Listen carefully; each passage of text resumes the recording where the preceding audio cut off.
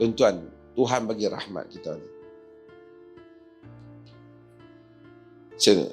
Tuan-tuan jangan tinggal solat subuh berjemaah. Jangan tinggal solat subuh berjemaah. Di mana? Allah akan bagi rahmat. Siapa yang melazimi solat subuh berjemaah, dia akan tahu. Dan orang yang saya pergi, baru ni saya pergi China, di Guangzhou. Sebelum tu saya pergi Shanghai. Daripada hotel saya nak pergi tu, nak cari masjid, susah. Dia buka pun China, tuan-tuan tahu. 45 minit pagi-pagi, pergi 45 minit balik, kena bayar teksi.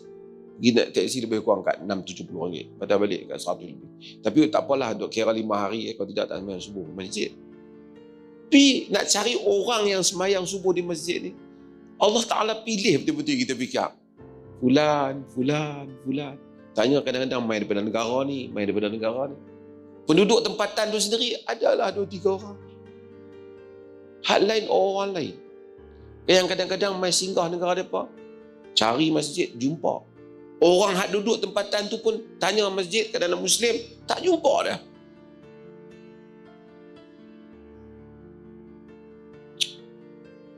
Yahdillahu man yasha.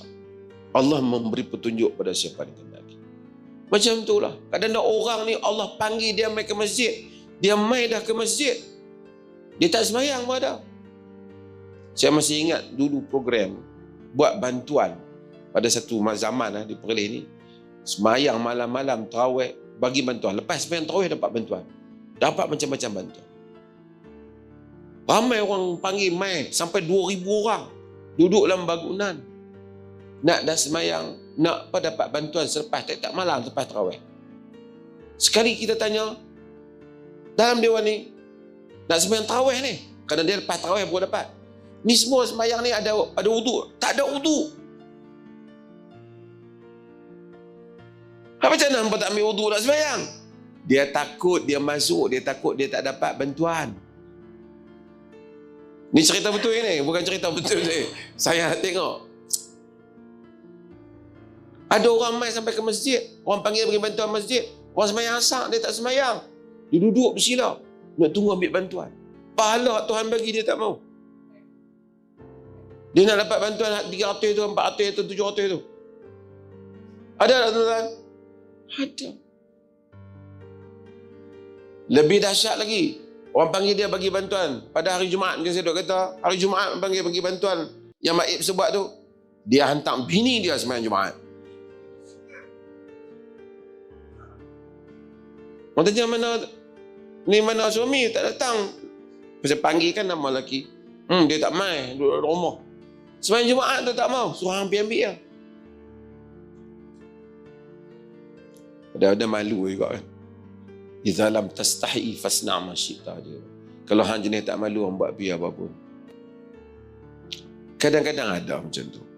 Tapi kita ni begitulah. Wa tawasau bil haqqi wa tawasau bil sabr. Pesan berpesan dengan yang benar, pesan berpesan dengan sabar. Luqman dia nasihat anak, antara nasihat dia selepas dia nasihat anak dia tu, selepas dia kata ya bunayya aqimus salah wa'mur bil ma'ruf wanha 'anil munkar wasbir 'ala ma asabak inna dzalika min azmil umur. Wahai anakku, dirikan salat. Lepas dirikan salat buat apa? Suruh kepada yang ma'ruf, cegah daripada yang mungkar, sabar atas apa yang menimpamu. Itu termasuk dalam perkara-perkara yang besar yang telah Tuhan putuskan dalam perjalanan hidup. Syukur di atas hidayah agama, atas hidayah Islam, kita main masjid. Kalau satu orang tu subuh boleh berusaha mari masjid cari pahala, mudah-mudahan kita minta supaya Allah ihdinas siratal mustaqim. Minta Allah tunjuk kita jalan yang lurus. Bukan solat saja. Duk solat dah. Jalan yang lurus termasuk macam-macam. Siapa ni? Jalan siapa ni? Jalan mufti ke? Jalan ustaz ke? Tak. Siratal ladzina an'amta alaihim. Jalan orang yang Tuhan beri kurnia pada mereka. Anbiya, syuhada, salihin.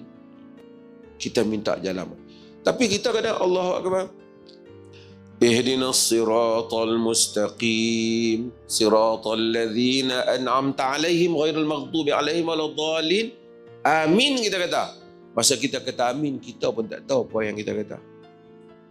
Tak perasan pun kita minta supaya Tuhan Allah Ta'ala bagi kita ikut jalan orang-orang yang betul.